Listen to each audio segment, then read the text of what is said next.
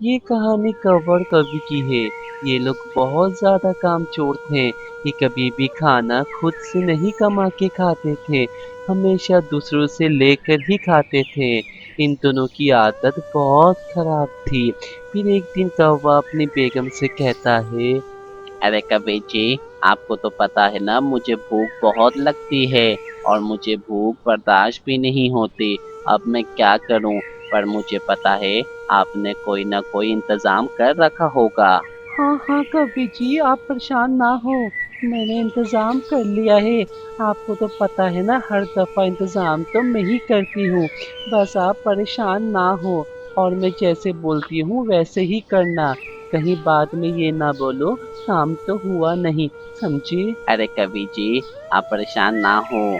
आप जैसे बोलेंगी मैं वैसा ही करूँगा। और रही बात आपकी, मुझे आपको पे बहुत भरोसा है। कवि जी, इतनी भी जल्दी क्या है? बताती हूँ ना। और मैं जो बोल रही हूँ गौर से सुनना, कहीं हम फंस ना जाएं। याद है ना, पहले जंगल की तरह मैं ये आपको फल देती हूँ। ये फल आप किसी भी जंगल में रख कर आ जाएं, और देखभाल के, कहीं ऐसा ना हो हम फंस जाएं। फिर हमें जंगल से भी निकलना पड़ सकता है, समझे आप? कौवा वो फल लेकर चला जाता है। फिर कौवी जी कहती है, चलो, आधा काम तो हो गया।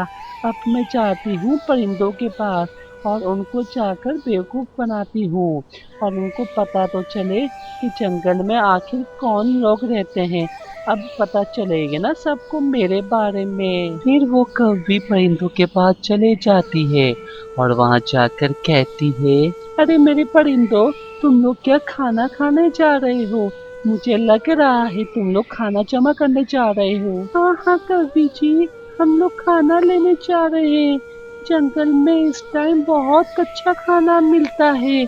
मैं तो कहती हूँ आप भी हमारे साथ चलें।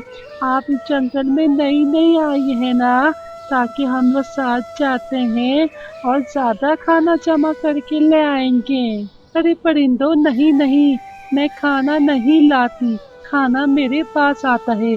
मेरे पास ऐसी शक्तियां हैं जिनकी वजह से खाना मेरे पास आ जाता है। और पुराने जंगल में तो मेरा बहुत नाम था, और इस जंगल में भी नाम हो जाएगा। ए, ये तो मैं पहली दफा सुन रही हूँ। मैंने तो ये पहले कभी भी नहीं सुना।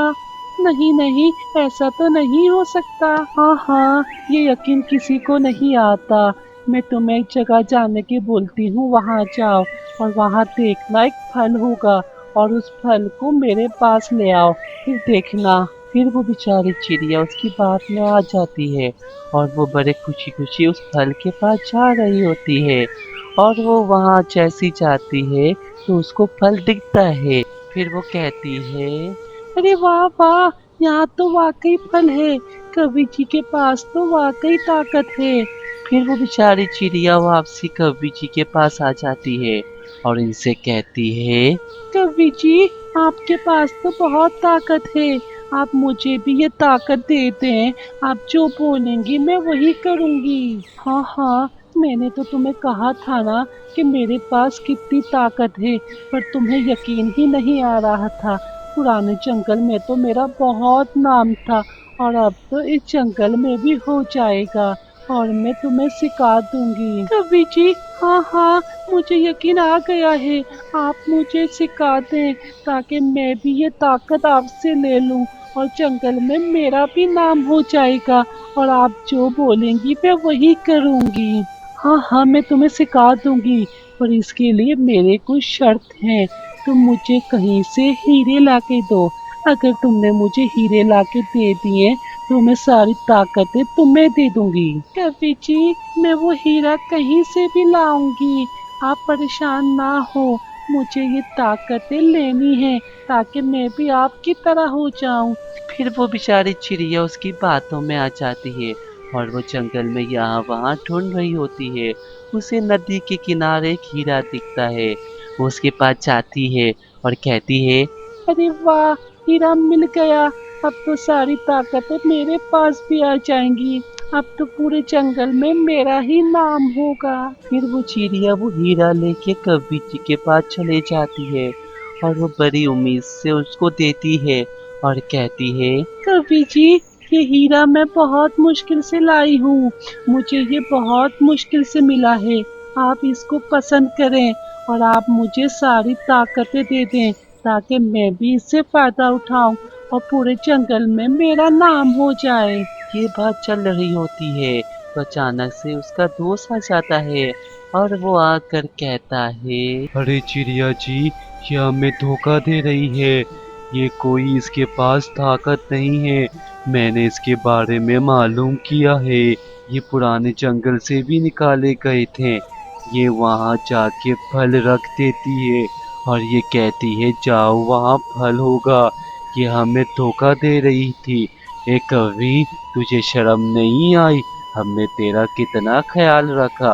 तू हमारे जंगल में नई नई आई थी। परिंदों, मुझे माफ कर दो। मुझसे बहुत बड़ी गलती हो गई है। तुम लोगों ने मेरा बड़ा ख्याल रखा, पर मैंने तुम लोगों के साथ बहुत बुरा किया। मुझे माफ कर दो।